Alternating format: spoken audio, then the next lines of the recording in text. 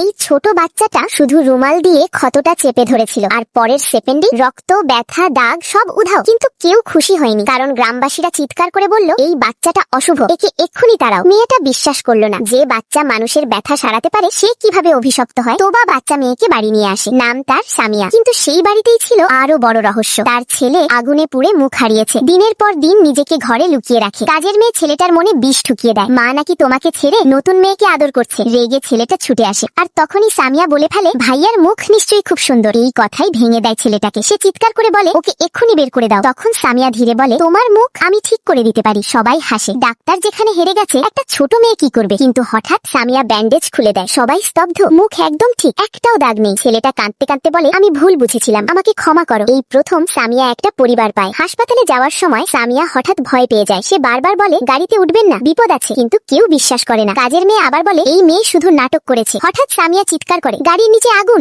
নেমে আসুন। ঠিক তখনই গাড়ির নিচে আগুন জ্বলে ওঠে। সামিয়া দৌড়ে বলে, আমি নতুন করে পরিবার পেয়েছি, আমি ওদের হারাতে দেব না। এই ছোট মেয়েটা কি সবাইকে বাঁচাতে পারবে, নাকি আবারও তাকে অশুভ বলেই হারাবে সবাই?